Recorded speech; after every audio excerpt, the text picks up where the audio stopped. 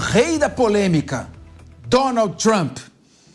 A Suprema Corte do Michigan rejeitou a decisão de retirar Donald Trump das eleições em 2024, abrindo caminho para que ele concorra à presidência dos Estados Unidos. Apesar dos questionamentos quanto à sua elegibilidade, o tribunal entendeu que ele pode concorrer nas primárias do estado.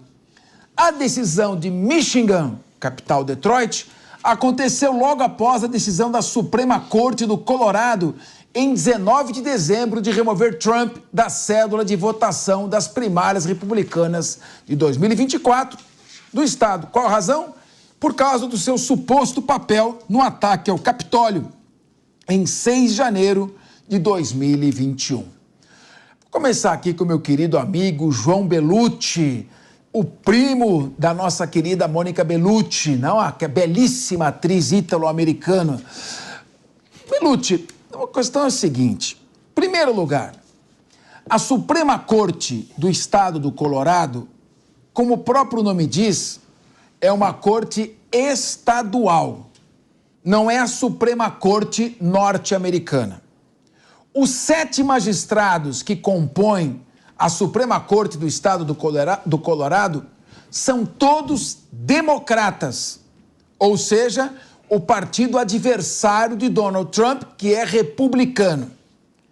Segundo, uma corte estadual pode interferir numa eleição do país dos Estados Unidos, da Federação Norte-Americana, ou somente a Suprema Corte? Veja só. 3. Desculpa, não, é só para pontuar. Às vezes eu fico não só coordenando, mas começa a me meter a dar palpite. 3. Essa decisão foi tomada com base na 14ª emenda à Constituição dos Estados Unidos. Essa 14ª emenda é de 1868. Sabemos que a Guerra Civil norte-americana foi de 1860 a 1865. Ela foi feita, essa emenda, para evitar novas guerras de secessão, de separação. Na sua 3ª seção, ela proíbe que um funcionário público se envolva em atos de insurreição. Ora, é uma interpretação muito elástica, política. Eu quero deixar livre a opinião, mas me parece que é definitivamente a politização do Poder Judiciário. É o Poder Judiciário interferindo por sua vontade própria nas decisões políticas do cidadão. O Poder Judiciário, como o próprio nome diz, deve julgar. E ele, para julgar, os magistrados são investidos por meio de concurso público ou, na Suprema Corte, indicação do presidente da República. No momento em que quem não tem mandato, quem não foi eleito, quem não tem representatividade popular, abandona a análise técnica e passa a impor a sua própria vontade, nós temos o que se chama politização do judiciário. E a politização do judiciário está afetando os Estados Unidos da América. O procurador-geral Merrick Garland se dedica exclusivamente, é a maior autoridade do Ministério Público dos Estados Unidos, a perseguir Donald Trump.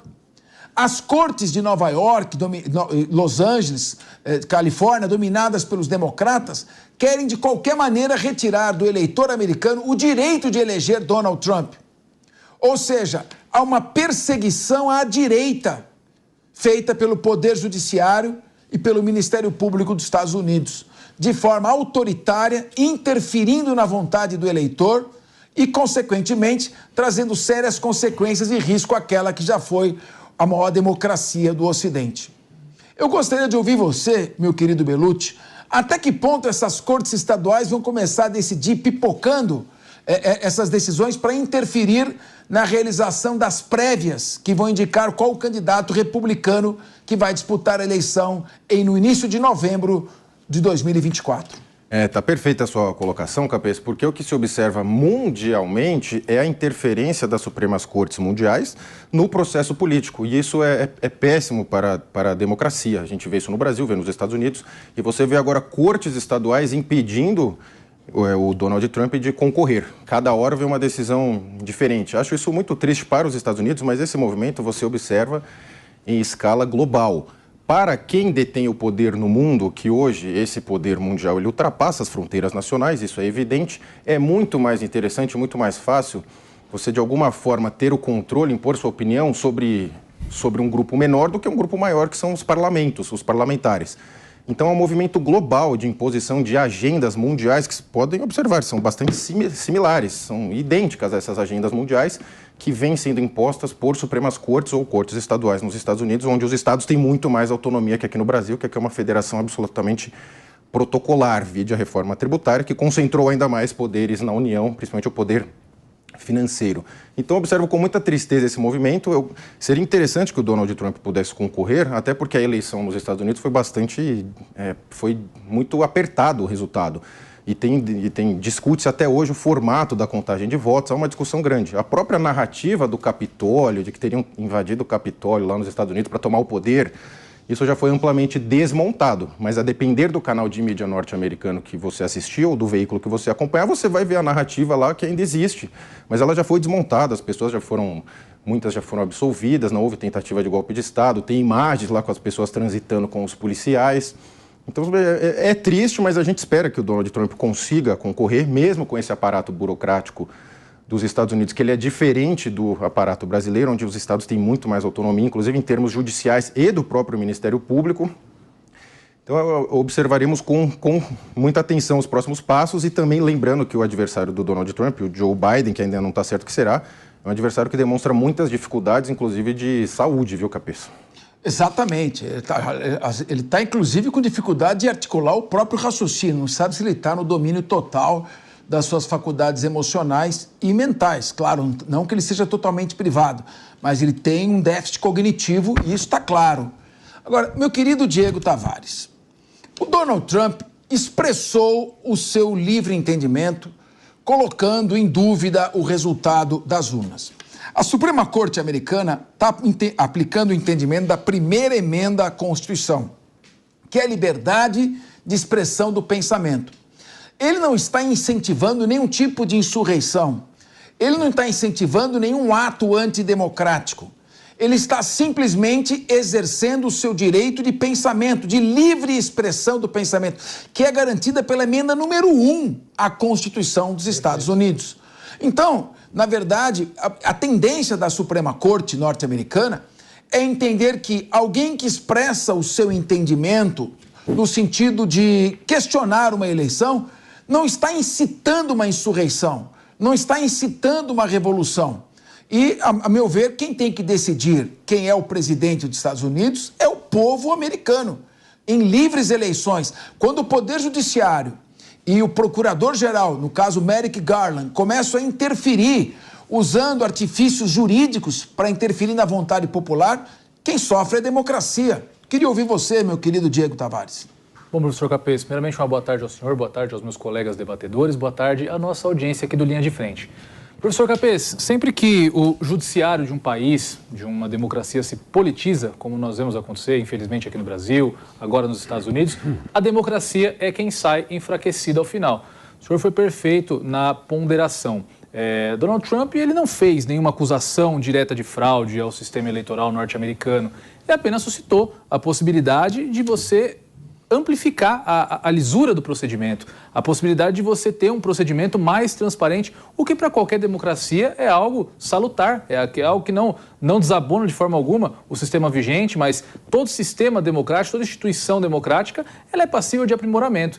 Então, eu acho que esse movimento de politização, infelizmente, mostra, como o senhor disse aqui no começo do programa, um movimento de baixa naquela que já foi a principal democracia do Ocidente. Eu tenho fé ainda, as instituições norte-americanas são instituições democráticas, espelho para o mundo todo, então eu tenho esperança de que a Suprema Corte norte-americana, que é uma Suprema Corte séria, que a princípio não se mostra contaminada por essas nuances políticas, resolva de uma vez por todas essa questão. Já visto se tratar de uma questão federal, enfim, eu acho que é totalmente inviável que um candidato fique liberado para disputar as eleições em um estado e restrito em disputar em outro estado. Então, acredito que até o processo eleitoral norte-americano, a Suprema Corte coloque um fim nisso e seria muito bom, porque, novamente, é um espelho para o restante do mundo, que a Suprema Corte norte-americana olhasse apenas o direito. Se se prendesse ao que dispõe a legislação norte-americana e deixasse de lado todos os elementos políticos aí que permeiam essa questão. Isso é decisivo. Todos nós sabemos que o que acontece nos Estados Unidos tende a ser repetido em todo o Ocidente. Quer a gente goste ou não, quer a gente concorde ou não, Estados Unidos da América são a nação líder de todo o Ocidente. Então, as decisões que eles tomam, a sua Constituição, sua democracia, serviram de base, como pilar para todas as democracias ocidentais. Vamos lembrar que a Revolução Francesa, 14 de julho de 1789, teve como um dos seus princípios reitores a Declaração de Independência dos Estados Unidos em 1776. Vamos ver o que diz a primeira emenda. Olha o que diz a primeira emenda da Constituição americana. O Congresso não deverá fazer qualquer lei, portanto, qualquer lei será inconstitucional a respeito de um estabelecimento de uma religião oficial, ou proibir o livre exercício, ou restringir a liberdade de discurso, ou restringir a liberdade de imprensa, ou restringir o direito das pessoas se reunirem pacificamente, ou restringir o direito das pessoas fazerem pedidos ao governo para reparações ou queixas. O direito à livre expressão do pensamento é o pilar de sustentação do berço da democracia ocidental, que é os Estados Unidos. Quando a liberdade de expressão, a liberdade de manifestação do pensamento é colocada sob censura, sob ameaça do Poder Judiciário, como está acontecendo nos Estados Unidos da América, a consequência é ruir a democracia. E é o que estamos vendo lá. O governo em exercício, que é o presidente democrata Joseph Robinette Biden, está manipulando as cortes estaduais, está manipulando o Poder Judiciário, está manipulando o Procurador-Geral da República, Merrick Garland, para interferir diretamente na manifestação de vontade popular. Ora, todo o poder emana do povo, e isso nos Estados Unidos é praticamente um dogma.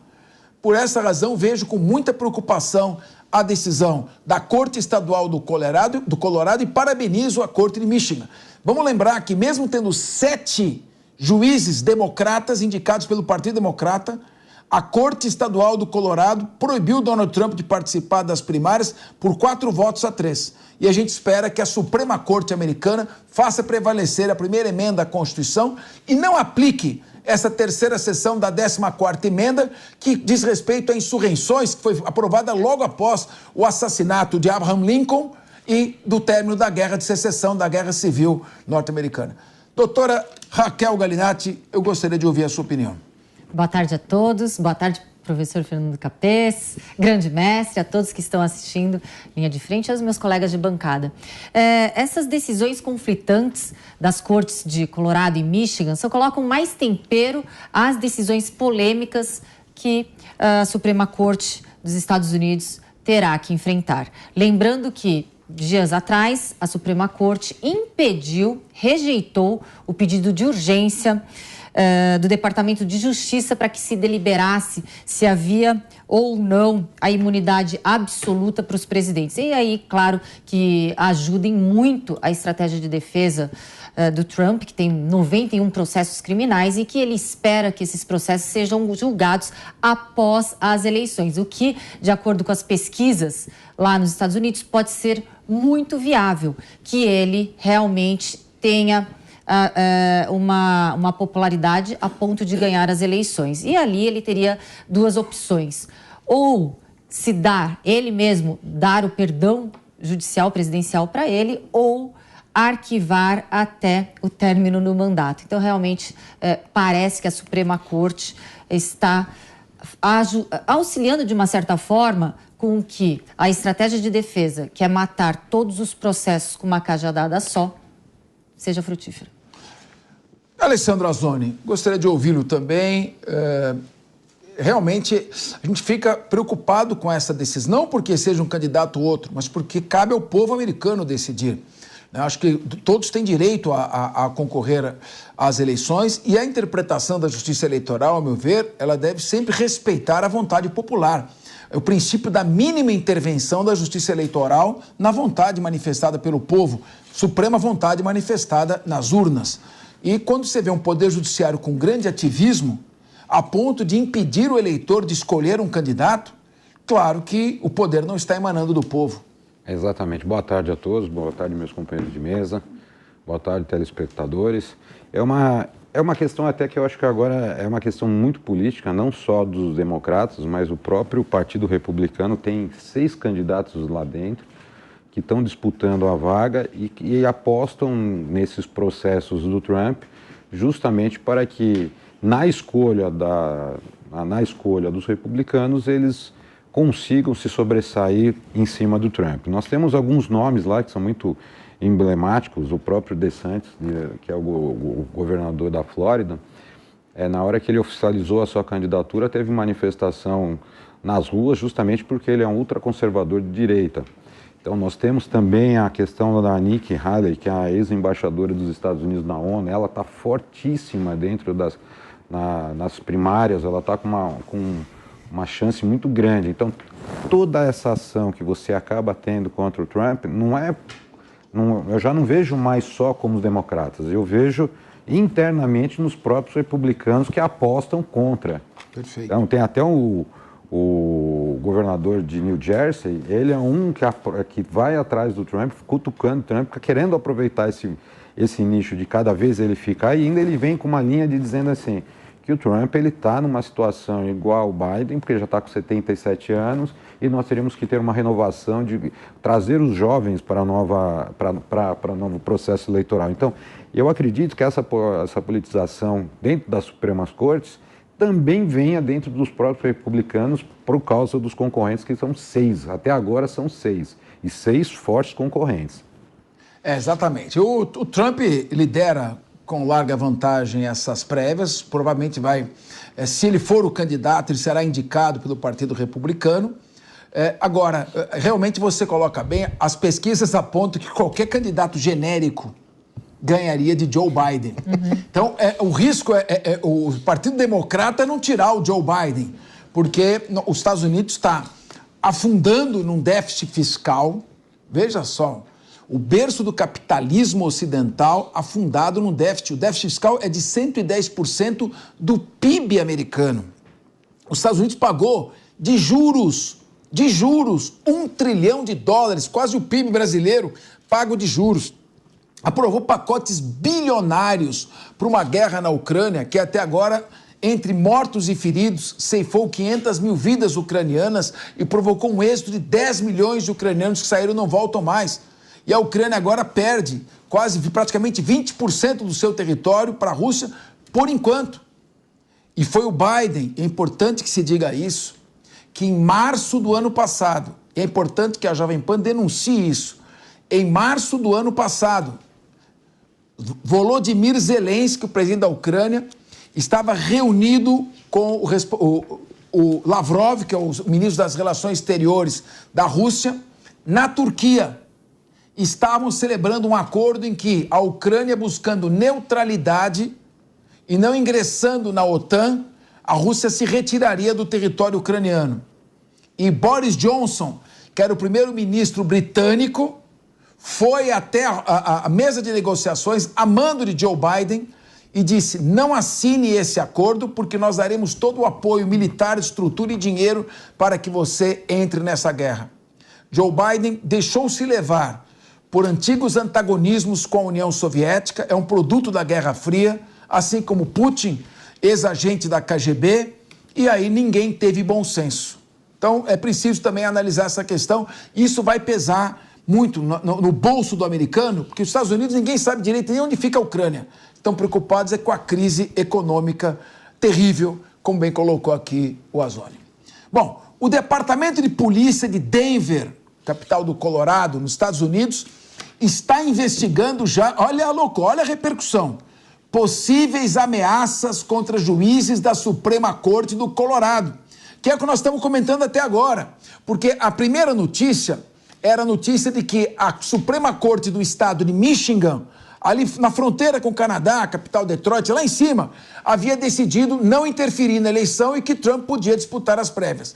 Mas, era dentro da nossa discussão, a Suprema Corte Estadual do estado do Colorado, ali na fronteira com Nevada, com Utah, Arizona, Novo México, naquela região, no oeste americano, decidiu que Trump não poderia disputar a eleição.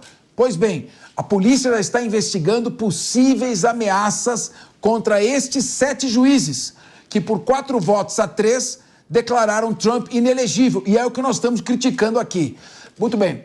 De acordo com a nota divulgada com a investigação, essa investigação já tem a participação do FBI e ao patrulhamento na residência dos juízes. Eles também citaram considerações de segurança e privacidade dos magistrados, mas não deram muitos detalhes. Isso também, Bellucci, é lamentável. Quando se ameaça a integridade física de magistrados, membros do Ministério Público, integrantes das forças policiais, funcionários públicos, é lamentável e nós devemos repudiar com toda a energia. E, novamente, o que acontece? Quando se perde esse balanço, essa respeitabilidade de que os magistrados estão decidindo tecnicamente, existe esse tipo de reação. O FBI agora procura investigar realmente. Normalmente, essas ameaças não passam de ameaças, né? Quem quer praticar um atentado terrorista não ameaça. Mas claro que tudo deve ser levado em conta. E é lamentável, sim, os Estados Unidos, infelizmente, tem muitos veteranos de guerra, toda hora tem chacinas praticadas por pessoas neurotizadas, atentados terroristas. Vamos lembrar, em 1995, Timothy McVeigh explodiu um shopping center em Oklahoma. Então, realmente, é preocupante também. E, Bellucci, que mundo triste esse que estamos vivendo, não? Pois é, Capesi, você colocou de forma precisa que a violência urbana nos Estados Unidos, ela aumenta, né? Ela vem crescendo, o consumo de drogas. Os Estados Unidos passam por uma crise institucional, assim como ocorre no Brasil. Agora, nessas situações políticas de ameaça, que a gente repudia naturalmente, ameaças a autoridades, a juízes, em política, em termos políticos, é sempre importante analisar quem se beneficia com a situação. Porque, nesse caso, quem se prejudicaria seriam os próprios republicanos, né? Que estariam ameaçando os juízes. Então, sempre tem que olhar com muita calma essas situações. É uma notícia preliminar ainda, que chegou hoje, né? Mas, normalmente, quem se beneficia, via de regra em política, é o autor da coisa, porque isso é muito complicado, sabe, Capesi? É igual situações assim que, por exemplo, na questão do Capitólio. Quem foi prejudicado foram os republicanos e o Donald Trump, mas depois as investigações foram para outro lado e o assunto ficou por isso mesmo. Então é muito perigoso, tomara que não tenham ocorrido essas ameaças e que se ocorreram, que sejam punidos os responsáveis. Agora, veja, o Poder Judiciário, Capesi, ele está chamando para si todas as pautas da sociedade. Isso é um fenômeno mundial. Então, naturalmente, os juízes acabam ficando mais expostos às opiniões públicas, que é o ônus que os políticos pagam, né? E os juízes não, mas eles estão começando a pagar esse ônus também de, ao decidir todos os temas da vida social, estarem ali ao sabor de críticas, né, pessoalmente também. Agora, estas ações terroristas de pessoas que chamam para si o direito de violência, o direito de se antepor à estrutura do Estado, essas ações terroristas, ainda que sejam meras ameaças, elas também corroem os pilares de sustentação da democracia. A violência não leva a absolutamente nada.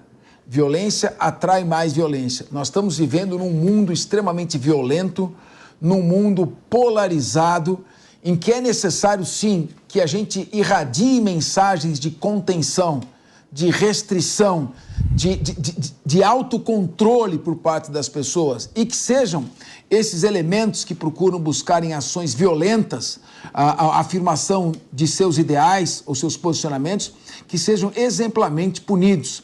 É uma notícia preocupante. Nós criticamos a decisão da Suprema Corte Estadual do Colorado, por 4-3, invocando uma emenda do tempo da Guerra Civil Americana, tenta barrar um candidato à presidência da República.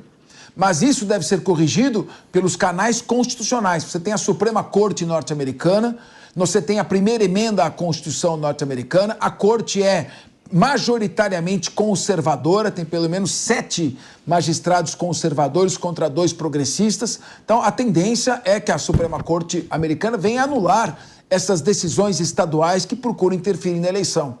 Agora, esses terroristas que procuram praticar ações violentas, esses, sem dúvida alguma, precisam ser localizados. A gente espera que o FBI faça justiça e localize quem são essas pessoas. Querido Diego Tavares. Professor Capesi, olha que como esse mundo está estranho, né? Eu nunca pensei que em pleno 2023 nós teríamos na Argentina eleições que foram exemplo para o mundo todo, uma eleição extremamente polarizada, mas que nós, ao final do processo, vimos o candidato derrotado, cumprimentando o candidato vencedor e praticamente nenhuma interferência da Suprema Corte Argentina, e os Estados Unidos sendo aqui hoje relatado como se fosse a Colômbia dos anos 80 e 90, no qual juízes vão precisar usar máscara para fazer julgamentos, julgamentos que são mais ásperos, que são, enfim, que envolvem questões sensíveis à sociedade. Nos anos 90, lá na Colômbia, que em virtude da atuação do cartel de Medellín, quem julgava os membros do cartel de Pablo Escobar não podia mostrar o rosto, porque corria o risco de ser assassinado na rua em um atentado terrorista. Então, realmente, é lamentável ver essa fragilização de instituições democráticas novamente, naquela que foi, até então, a maior democracia do Ocidente. Mostra realmente os motivos pelos quais o lado leste do mundo está perdendo tanto espaço para o lado oriental, perdendo tanto espaço para a China, para a Índia, enfim. O que é legítimo, é um movimento geopolítico que acontece na história da humanidade. Nenhuma nação ficou no topo o tempo todo, mas é realmente ver que a solidez da democracia americana está seriamente arriscada, de novo, em razão deles terem optado por eleger um presidente fraco, um presidente que não está conseguindo fazer jus à grandeza que é a democracia norte-americana. Raquel Galinatti, enquanto a gente vê o Ocidente às voltas com uma série de problemas, a sua própria democracia se enfraquecendo, os problemas econômicos, não sabendo como lidar com os crescentes fluxos migratórios que começam a mudar o perfil cultural e social desses países, que sobrecarrega os serviços públicos também de atendimento a essas pessoas. Você vê em contrapartida o Oriente crescendo, se desenvolvendo a taxas de 5%, 7%, a Rússia expandindo sua área de influência, no Oriente Médio também se corroendo numa guerra e a Rússia se aproveitando e a China também para expandir sua influência sobre essa região. Que momento difícil que vive a humanidade. Esperávamos que, nesse século, houvesse um pouco mais de paz e entendimento. No entanto, o que estamos assistindo é uma crescente e perigosa polarização. E nos Estados Unidos, a grande vitrine mundial da democracia até então, mostra realmente uma situação extremamente complicada, inclusive após o posicionamento de 4 juízes contra o Trump. Supostamente foi fomentado, através de fóruns online, retóricas violentas contra esses 4 juízes, que supostamente também poderiam estar sendo fomentados por apoiadores de Trump. Claro que tudo deve ser investigado, tanto pela polícia local de Denver como pelo FBI, mas as notícias que estão circulando pelo mundo, pela NBC e também por outros veículos de comunicação, é de que a frase "todos os malditos ratos vestidos devem ser enforcados" fomentou já um policiamento rigoroso, uma escolta rigorosa em torno desses 4 juízes. É lamentável, é triste presenciarmos esse terrorismo também virtual e ideológico, em que as pessoas acreditam que elas estariam camufladas ali de forma anônima, mas a identificação é muito mais rápida. São 14h29, estamos fazendo um pequeno break para o rádio, mas continuamos aqui. Alessandro Azzoni, esse tipo de reação mais violenta desse pessoal, sobretudo que usa do anonimato das redes sociais para fazer ataques, é importante que o FBI faça uma ação rápida, que consiga reprimir com eficiência, porque eu costumo dizer, a liberdade de expressão é um dogma de toda a democracia. Mas a liberdade de expressão, ela não é ilimitada. Quais seriam os limites da liberdade de expressão? Código Penal. Estão no Código Penal esses limites, na legislação, então, discursos que incitem ao racismo, discursos que incitem a prática de crime, ofensas contra a honra. Isso precisa ser reprimido rapidamente, porque o abuso na liberdade de expressão traz como consequência um cerceamento à liberdade de expressão daqueles que não abusam, como uma reação do Estado. Então, é claro, como colocou a doutora Raquel Galinatti, uma policial muito experiente, ela sabe disso, é importante que o FBI apresente rapidamente uma resposta, porque esta não é a reação correta a quem discorda de uma decisão judicial. Essa é a reação de quem deve ser processado e condenado. Alessandro Azzoni. Você acha que o KPC acabou falando, eu até marquei, eu estava escrevendo e você falou. Polarização.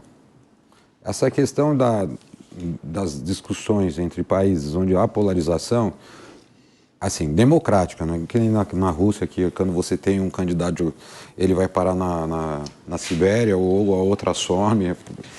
Quando você tem um processo democrático e existe a polarização e aí existe aquela fascinação pela pessoa, pelo político, aí você começa a ter essas insurções de violência, as pessoas começam como se fossem torcidas organizadas. Nós tivemos esse cenário aqui no Brasil, nas eleições passadas, onde se polarizou tanto que parecia aquelas torcidas rivais, uma brigando com a outra, com agressões, pais deixando de falar com filhos brigando com os amigos por causa de posicionamento e amizades sendo destruídas por causa de posicionamentos políticos, que nada deveriam interferir na sua vida social.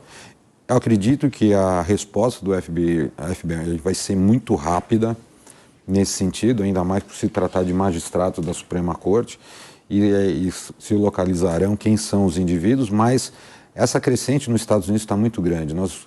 Só com a candidatura do DeSantis, que é o ex-governador da Flórida, já foi uma insursão de passeatas nas ruas contra o seu posicionamento conservador, contra a candidatura dele. Então você já vê que a polarização entre a questão da direita e a esquerda vai acontecer novamente nos Estados Unidos, e isso é perigosíssimo se você não conter agora. Por isso que a resposta do FBI tem que ser muito rápida para que se contenha essas manifestações, para que se não se polarize cada vez mais.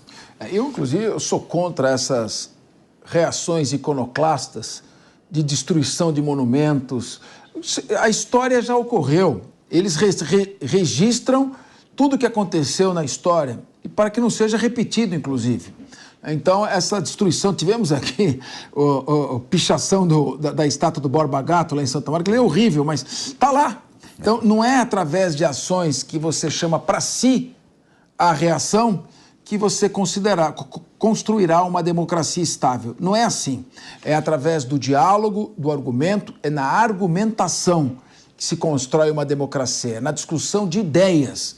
E é por essa razão que, às vezes, meus amigos, eu sou mal compreendido quando digo que, ao expor a nossa opinião, a gente não deve partir para o ataque pessoal, para ofender uma pessoa, para fulanizar a expressão. Vamos discutir ideias, não pessoas. E assim, eu acredito que essa é a melhor estratégia para fazer as nossas ideias prevalecerem, através do diálogo e da discussão sadia.